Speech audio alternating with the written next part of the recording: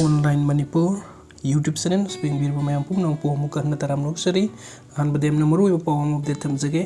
बोम न पान की सोक्तुना लेकिन रखी मैतई खुलप लेखिद्रे नोंगालमद अयुक अंगनबद कुकी खुलाई पाइबसिंगना तुमुखोंद सत्थरखिब बोम की एटेक असोक अपन नंखिब मैतई खुलप सिंखम लमयानब सही कुनगमरी अपोप सिंखम इबोटोंबी नहकी मवांग अरुब फिवम अमद लेकनरब मतुंग असोकपन मरम ओइरगा राज मेडिसिटी लेखिद्रे हैरी अदुगा मथंगी अपडेट असना सीएम की लेमना थारो हैबो वफम कंटेम तवी सीपीआई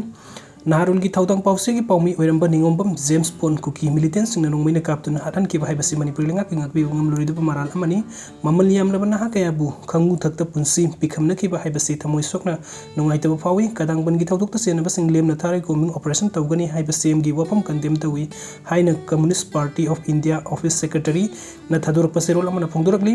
सेरोल असदा लान असी लुइद्रिम मसी नार्को टेररिज्म की लाननी फॉरेन इमिग्रेंट्स की लाननी मधु पुमनम खंगनबसु लान लुइसिनब होनबगी महत्ता मणिपुर शांति हलकले हाइदुना प्रेस मीडिया लेंगा के सीएम ओइबगी नमाद पोंग पोंग ngangbनदि सुकया यारोय लाल लुइद्रि हाइबदु जेम्स पोन हाटकिबा अमसुंग मुरेद नौना थोकलिबा नार्को टेररिज्म की लान असिदगी कमांडो पर्सनल सोकलिबा असि शांति लेइत्रे हाइबदु मेक सेंगना तागले लोइनना कदांगबन की थौदोक सेनब सिंग लेमना थारोय कोम्बिंग ऑपरेशन तौगनी हाइबसि Manipur state council Communist Party of India अकन बमोंग कंडेम तवी हाइरी नोंमै कापना फमद खुदक तो कोम्बिंग तौगदबु प्रेस मीडिया लौथोलगा तुमिन्ना थोकले कोइसिलगा फापुन ब करी काइबगे मणिपुर लेरिबा सिक्योरिटी पर्सनल मसिंग लाख अमगी मथक्तनी खंगनरबु वफम ओइदुनसु सेपरेट एडमिनिस्ट्रेशन तालिबा मी कंगबुगी लुसिंगबसिंग फादोकपम थोक्तब्रा मधु तौदुना मखुइबु तलब चाउना चाहंदुना मोंदुम मोन्टेक्ता लाक्तुना थमलिबा करिगनो असेंबली मिफम फमदबगी मरम करिगनो मणिपुर की मिफम खुदुमकना असेंबली फमगदबनी मणिपुर की वाथोक खुदक तो लोइसिनबा लंबी असेंबली न पुथोकदबनी हाइबगा लेगाकने असेंबली कोबगी मुहूर्त थैदोक थैजिन तौदुना लेरे सांगलबा थानिपान रूम सुरबा वाथोक असि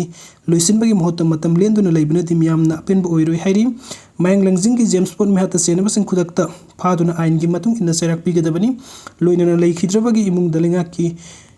थबक अमा पिगदबनी मफम खंगदना मांगख्रबसिंग की इमुंग सिंगदसु सपमानब खेत्री पुरोना सिंगबा पिगदबनी लेंगाकना नार्को टेररिज्म की वहंतुत खंगत्रिबा असिसु मियामना पारा तंबिबगी मतम ओइरे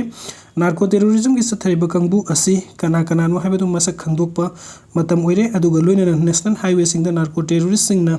अमदि सुगी नमादा नोंमै पाइरिबा सिंगना सतलिबा ट्रकना सिंगबदगी यामलबा सेनफम कोमलिबा असि लेंगाकना तुमिन येंगदुना लेरिबा करिगिनो खुदकता तसेंग हाईवे प्रोटेक्शन फोर्स थमगदबनी हाईवे द सथरिबा कुकी मिलिटेंट सिंगी इलिगेशन टैक्स कलेक्शन असि खुदकता थिंगदबनी हाइरि नकल अमरोमद स्टेट असिदा थोकलिबा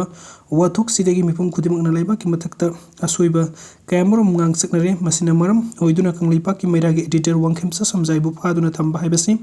मरम चादे मसिमक डेमोक्रेसी की मखोंग अहुमगी मनुंगदा अमु ओइरिबा प्रेस मीडिया बु मचिन मेनबनी हाइने लौबी खुदकता थौंग सिंग असि लेपकदबनी हाइन सुचेरो लसना पल्ली।